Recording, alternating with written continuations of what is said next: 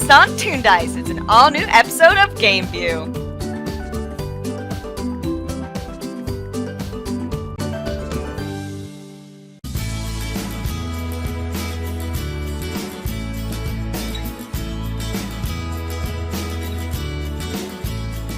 It's time for GameView, television and video game reviews. And now, Scott Thal. Hey guys, welcome back to GameView. Now, tonight we have to talk about a couple of things. We got some new information on Fire Emblem Three Houses. The game is 4 weeks away from a worldwide release. Very exciting stuff. But we do have some surprising information on it. Surprising in a good way, though, sort of alleviating some of the concerns that I originally had with the game, so we need to go over that. We also need to talk about Pokémon Sword and Shield, because the situation is not getting any better. Suffice it to say, it is now the end of the month. We still haven't heard any official response from Masuda or Ishihara or anyone at Game Freak or TPCI on the fan backlash, not being able to transfer all your Pokemon into the games.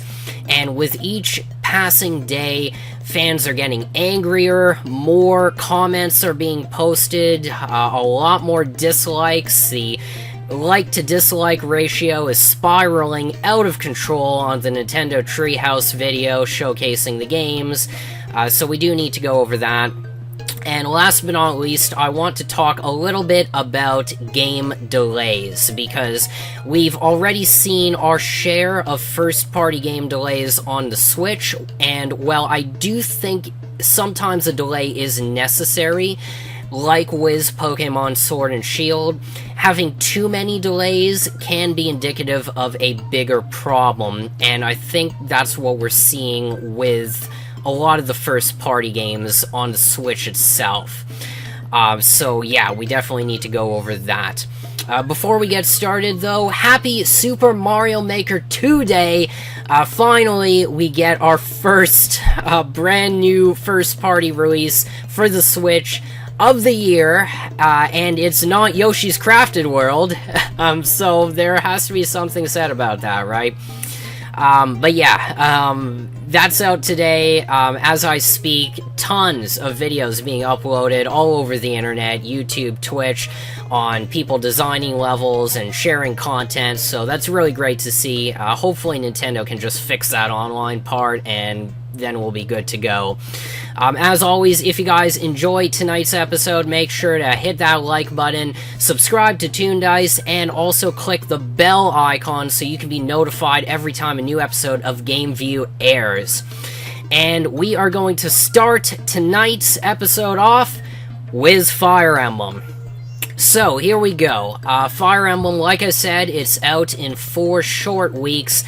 Feels like we have been waiting forever for this game to come out. It really does feel that way. But by this time next month, everyone who is a huge Fire Emblem fan, myself included, we will be throwing what I hope to be hundreds of hours into this new game. And like I said, there was some new information that came out regarding it earlier this week. Apparently, the file size is roughly about 12 gigabytes, so plan for that if you need to get a larger micro SD card because you're downloading it digitally. I was sort of conflicted, because on the one hand, I wanted to download it digitally, because unlike most people, my Switch is in my dock about 95% of the time. I don't really use it in handheld mode unless I'm traveling somewhere, and that's not too often. So most of the time, I leave it in the dock, I'm playing it on my TV. So I like downloading games digitally, because that way I don't have to keep physically, removing the cartridge and putting it back in again. But with Fire Emblem, I was torn because of the special collector's edition. Ultimately, I decided to go for the collector's edition, the Seasons of Warfare. And yeah, I'm still kind of torn. I really am, because I think what I might end up doing is just leaving the Three Houses cartridge in my Switch the entire time. And just hopefully no other special editions come out for first-party releases for the rest of this year, and that way I can just leave it in there. But anyways, so we got that file size. We also found out that the game does support Amiibo. I don't have any Fire Emblem characters as Amiibo, and I don't plan on getting any, but if you do, good news, you can use them. This was one of my main concerns. I looked at the eShop page of Fire Emblem a couple weeks ago, and it said it was single player, and it didn't have any indication of any online features.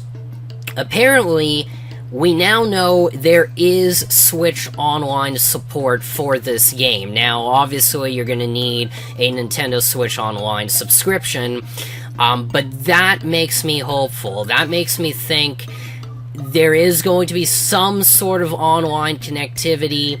Maybe you can fight other people online like you could in Fates.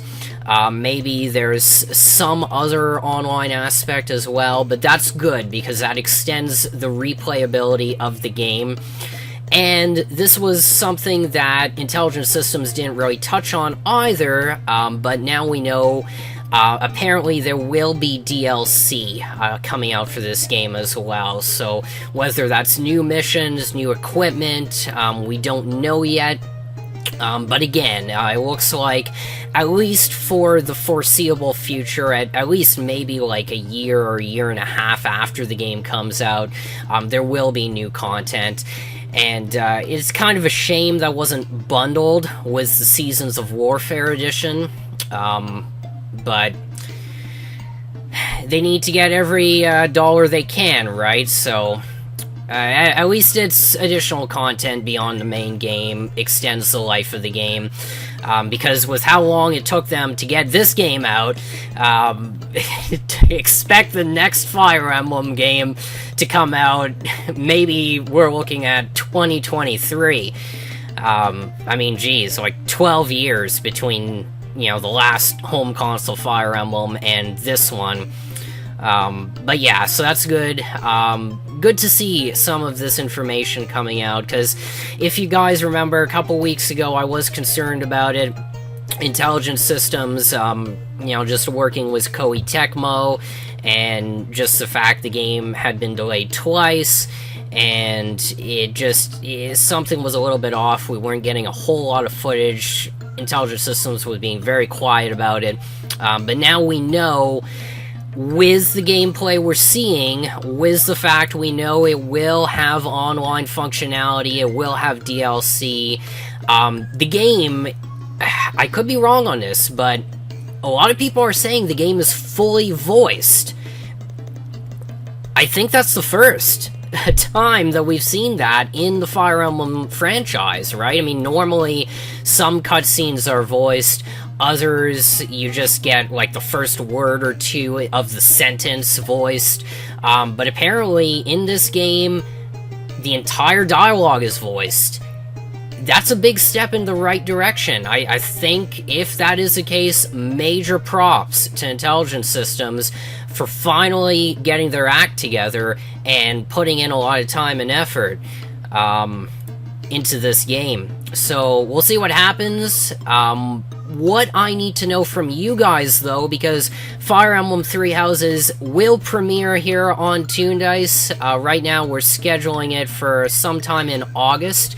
But I want to know, do you guys want to see a blind playthrough where pretty much we're just going through the entire game from scratch? I'm getting characters killed off left, right, and center while I try to figure out what the heck I'm doing and how the mechanics are working and all that.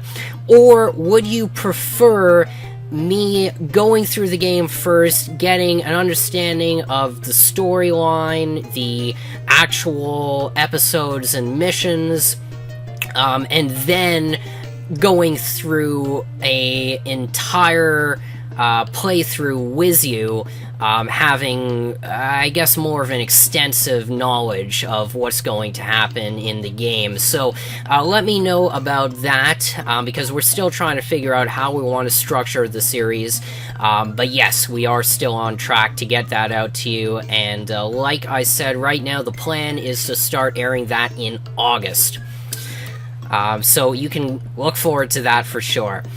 Next up, we need to talk about Pokemon Sword and Shield, because it's a crying shame. It really is, when companies just...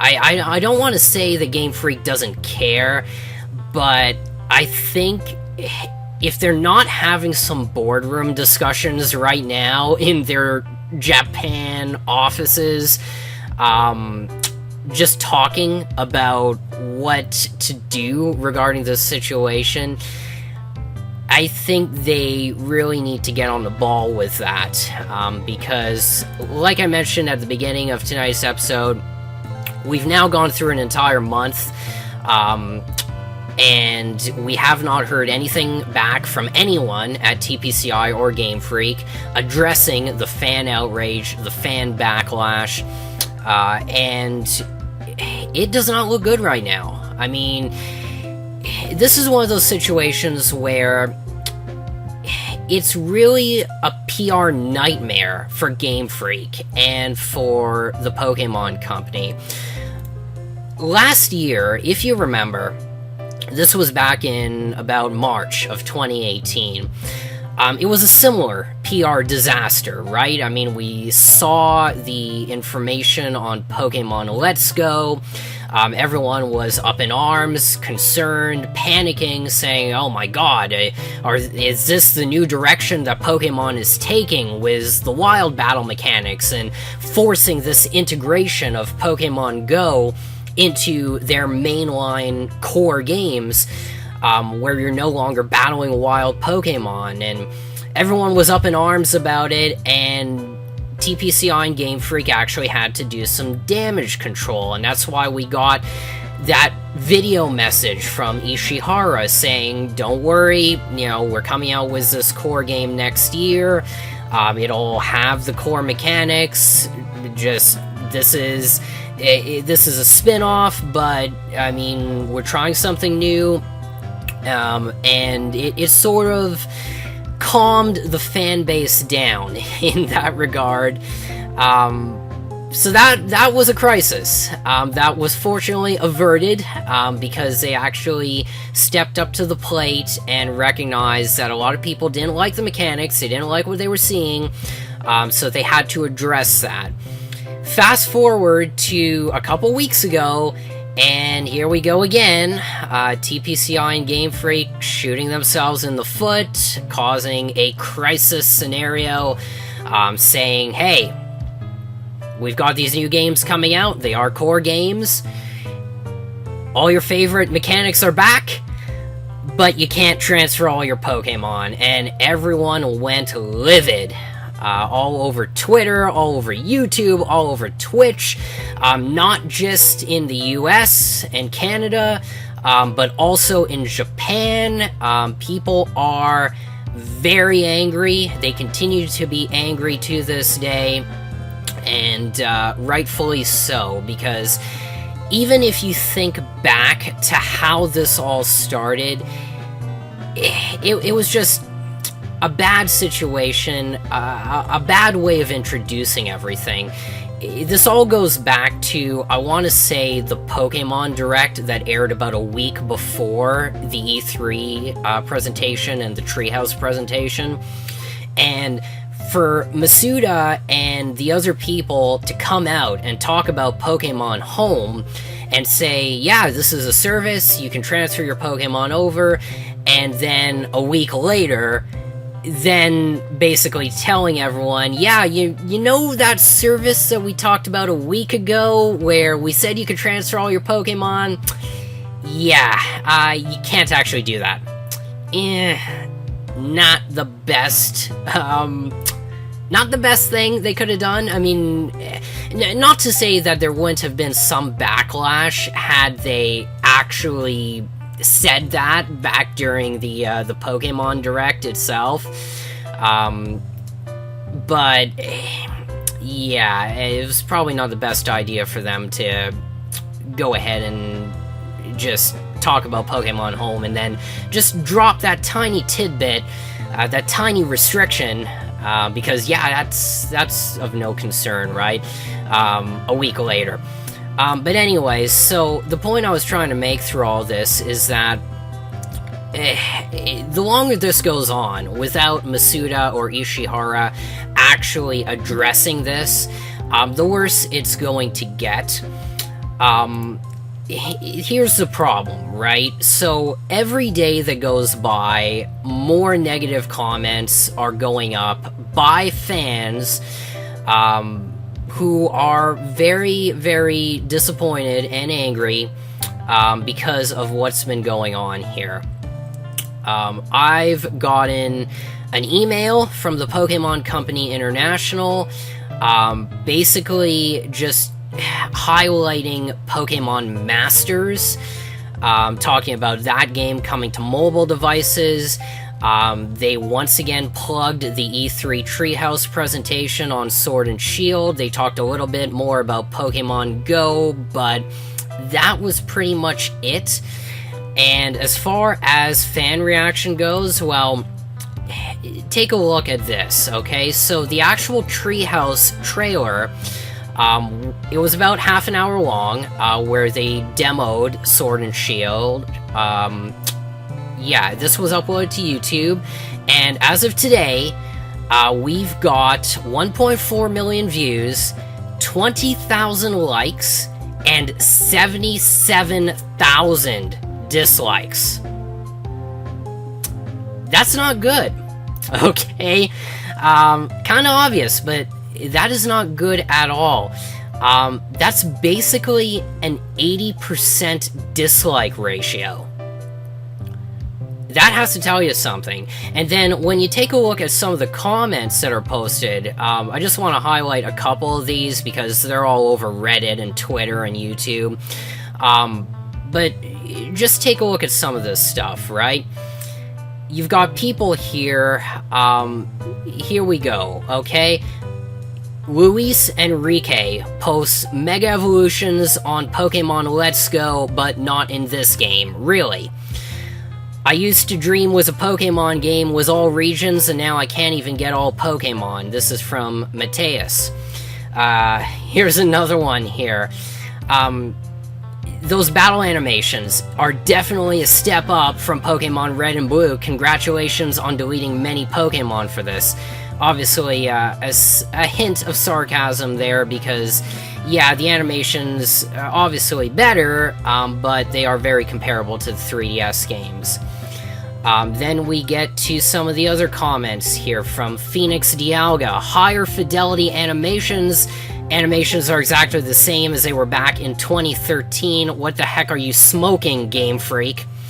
Yeah, they kind of do. And that's the problem. Like, a lot of people are saying, and again, just to reiterate the obvious here, it looks like upscaled Sun and Moon 3DS graphics. I mean, obviously, it's better than the 3DS, but it really does look like upscaled versions of those games, and that was one of the things that Masuda was pointing out during his video, right? We're focusing on higher quality animations, facial expressions, but then you look at the footage and you think to yourself, this is almost identical to what we got on the 3DS. What else here? Let's see. Just gonna pick out a few more comments here.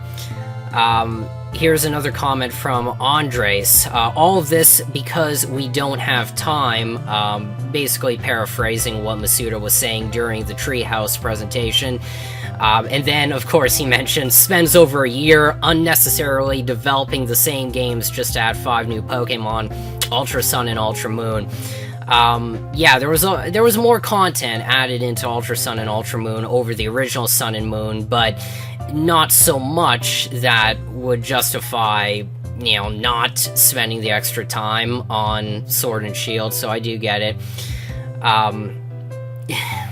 Yeah, I mean, you just... You go through this comment section. I'm just gonna end off with one last comment.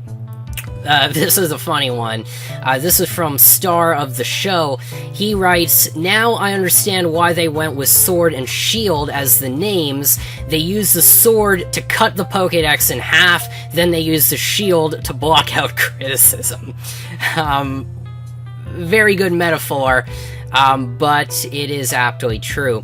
Look, again, I'm not going on a full-on rant or tirade. I am angry at Game Freak and TPCI. I think they could have handled this situation better. I think they could have managed these games better.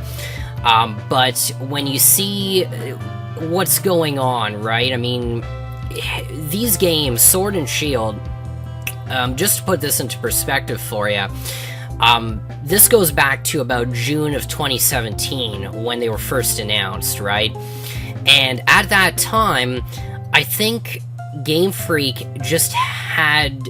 I don't know if they were too ambitious, but they had too much on their plate, right? I mean, this was back in the middle of 2017. They were still working on Ultra Sun and Ultra Moon. They were working on Let's Go, Pikachu and Eevee. They were working on Town, and we didn't hear anything about Town during the recent E3 Direct, so I'm guessing that's been put on the back burner. And on top of those three, also working on Sword and Shield, so I think they spread their resources a little bit too thin, and this is what happens. And then you get into this whole situation where some people are even comparing it to Monster Hunter or Yokai Watch. Now, you guys will have to tell me about this because I'm not into either of those games, but apparently with Yokai Watch, there are over, I guess, 700 or 800 yokai in one game. Same thing with Monster Hunter as far as the number of species or creatures. Again, I don't know if that's true or not. That's what a lot of people are saying online. And they're comparing that to Pokémon, which is a much bigger franchise, a multi-billion-dollar franchise. So if they can do something like that with, you know, level 5 in Yokai Watch and Capcom and Monster Hunter, then clearly Game Freak and TPCI can do it with Sword and Shield. The problem is, you know, they're working on too much, and they either need to hire more staff so they can have the additional capacity to pump out these games on a consistent basis, or, like I mentioned before, they just need to delay it. I mean, it's not going to happen, right? Because, look, Pokemon, regardless of what you and I think, Pokemon still is a money seller. Even with all the fan outrage, people are still going to buy these games. Heck, I'm going to buy these games. I probably won't get both. I'll just buy one, and it'll probably be Pokemon Sword, but again, I need to wait and see what the version exclusives are. So they're definitely not going to delay the games, but going forward from here, if they want to pump out a core title every year, they need to hire more staff. Either that, or just don't release a core title every year. I think most of us would be okay waiting 2 to 3 years between core titles, as long as we were able to transfer all of our Pokemon from one to the next. I think that's a very safe assumption. I mean, again, most games nowadays are taking 4 to 5 years to come out, so if Game Freak can get one out every 2.5, 3 years, most of us will be okay with it. But at this point, they definitely need to get a video out, some type of Pokemon Direct. I think Ishihara needs to come out on camera, apologize for the backlash, and they need to outline some plans. They need to talk about what's going forward in the future. The most obvious thing would be to patch in the additional Pokemon over time. Because again, like I said, I highly doubt they're going to delay it. Nintendo needs a holiday seller. They need a game to push out during Christmas this year. And if they don't have Pokémon, I think there's going to be a big empty slate.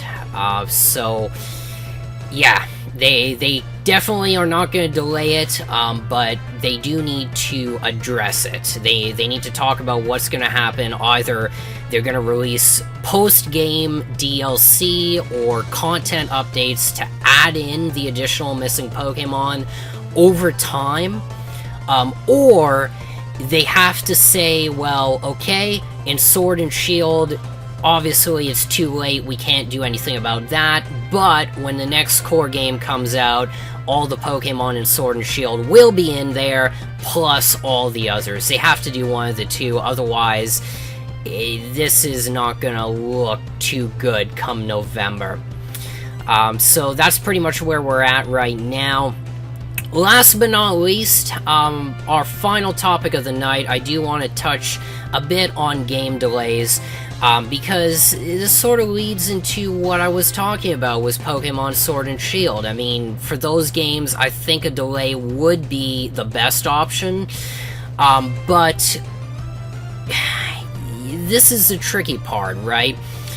A lot of people keep reposting this message online from Miyamoto saying, a delayed game is eventually good, a rushed game is forever bad. Now, that is true, but, and here's the big but, there has to be a fine balance between delaying games and just getting them out on a consistent release schedule. And the reason why I say this is because last year, 2018, for the first half of the year, it was very dry in terms of first-party releases.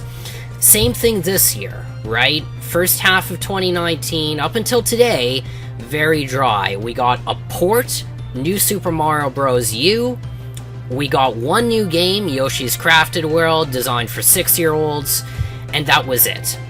And obviously today, Super Mario Maker 2.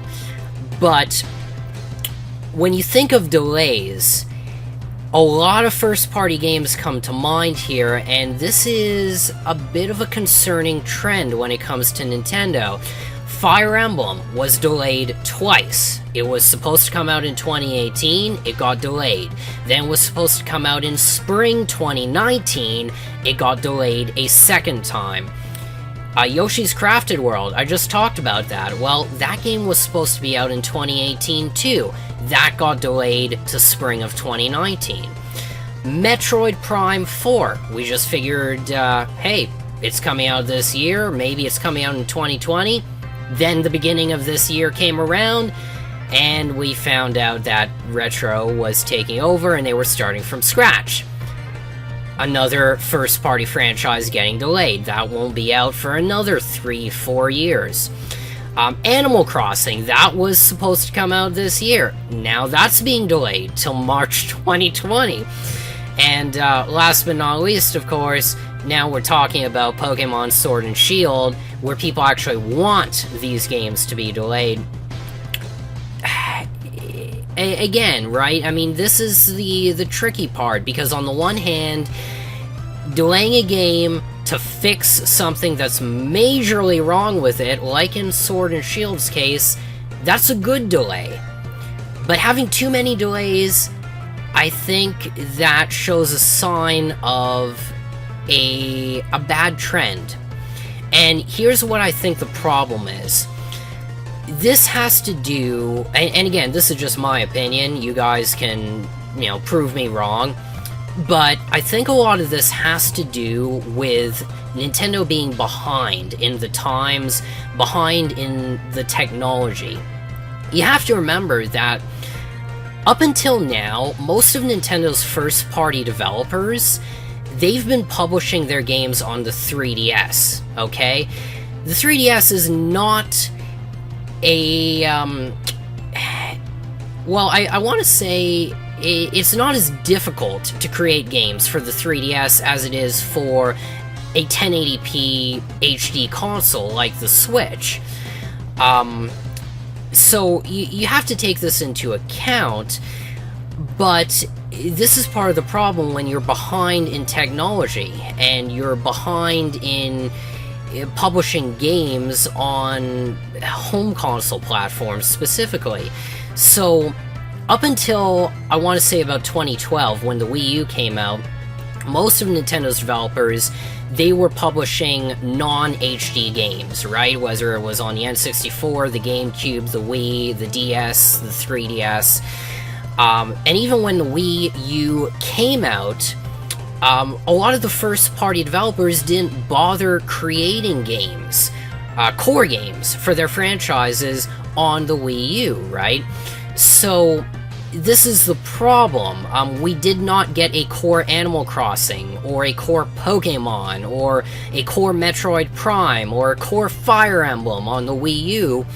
And because of that, the developers of these franchises, they had no experience creating HD games. They didn't know what was involved with rendering the graphics, they didn't know how long it would take, and now we're finally seeing these problems come to light because the Switch, for all intents and purposes, is the replacement for the 3DS, for Nintendo's handheld line of systems.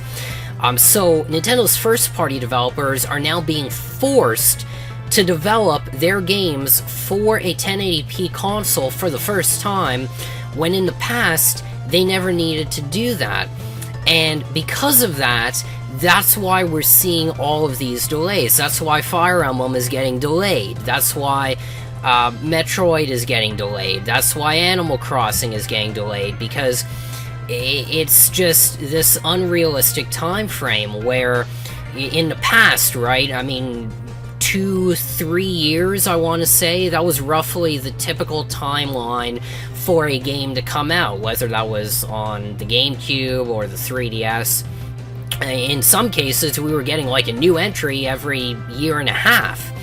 But now, I mean, creating a full 1080p HD title for the Switch, which is a major step up in technology and graphics and all of that, now we're seeing games take longer to be developed because these companies don't have any experience. They've never done it before. They're doing it for the first time. They have to redo all their assets, possibly redo the coding as well. So now, instead of games taking roughly 2 to 3 years in between releases, now we're seeing games take 3 to 4 years, and that's why we're seeing huge gaps and sporadic release windows for these titles. Even take Luigi's Mansion 3, right? We're assuming it's coming out in October. I think at this point it pretty much is. But the fact that they still have not yet nailed down an exact release date for it, it does make you wonder, I mean, what is Next Level Games doing, right?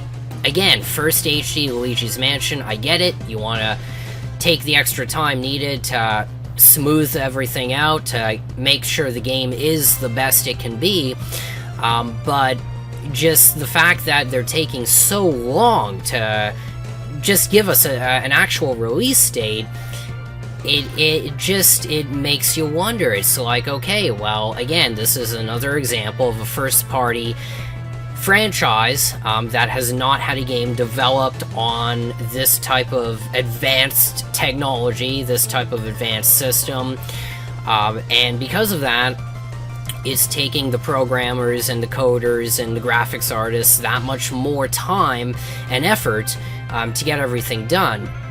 So anyway, I just want to throw that out there.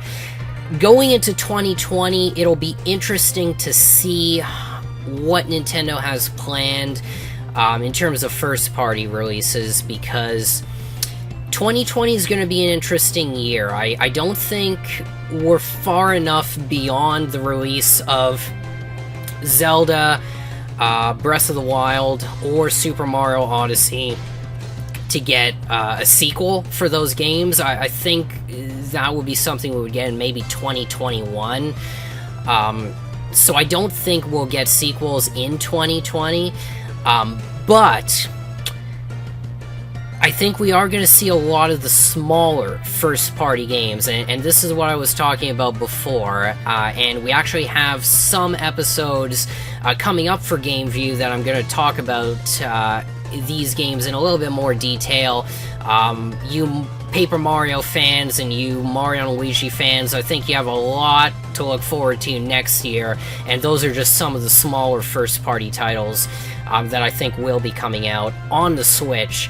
But again, we'll have to wait and see what happens.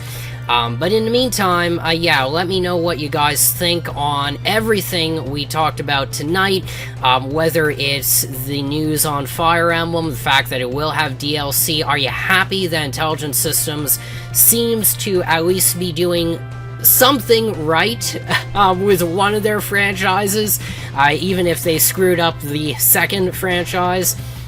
Cough, Paper Mario, cough. But yeah, let me know what you guys think on that. Also, on this whole Pokemon Sword and Shield situation, do you think it's overblown? I think fan reaction is justified, but do you think Masuda and Ishihara should actually get a video out and address this? Because the longer this goes, the more of a negative reaction that these games are going to get, and by the time we get to November, it is going to be an absolute train wreck if this problem isn't addressed. And of course, last thing, what do you guys think about game delays? Because, hey, I mean, we've seen our fair share of delays so far. 4 first-party franchises have been delayed, maybe a 5th. Who knows, right? Maybe Pokemon. Again, I doubt it, but do you guys think it should be delayed? Let me know in comments below, and yeah, that's it. We are out of time for tonight. So, as always, if you guys enjoyed tonight's episode of GameView, make sure to hit that like button. If not, hit the dislike. Also, don't forget to subscribe to us on TOONDISE, whether that's on YouTube or bookmark our website, toondice.com, and don't forget to hit that bell icon for notifications. Very important, because somehow subscribing isn't enough if you still want to know when new videos are coming out. Thanks, Google. But yeah, we will be back next Friday night, 9/8 Central, for another episode of GameView. Until then, I'm Scott. I'll see you guys later.